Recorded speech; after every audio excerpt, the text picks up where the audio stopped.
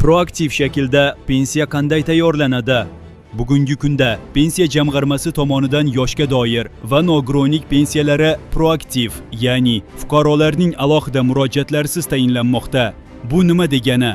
Fuqaro pensiya yoshiga to'lish munosabati bilan pensiya jamg'armasi tomonidan unga pensiya tayyorlanishi uchun tegishli vazirlik va idoralarga elektron so'rovlar yuboriladi.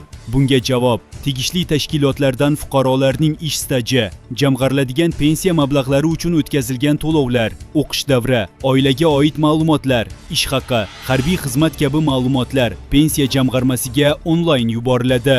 Shundan so'ng pensiya jamg'armasi tomonidan fuqaroning ish staji, ish haqi, o'qish davri va boshqa ma'lumotlari asosida unga pensiya tayinlanadi hamda pensiya tayinlanganligi haqida pensionerning telefon raqamiga SMS xabar yuboriladi.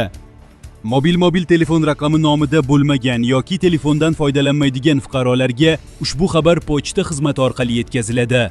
Eslatib o'tamiz, yoshga doir va nogironlik pensiyalarini tayinlashda fuqarolarning barcha ma'lumotlari tegishli vazirlik va idoralarning axborot tizimlaridan olinadi.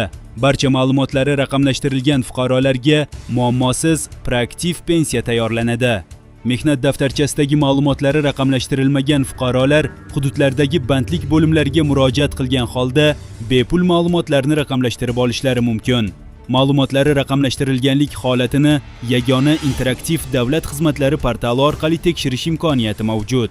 Hurmatli fuqarolar, pensiyangizga befarq bo'lmang. Unga hozirdanoq harakatni boshlang.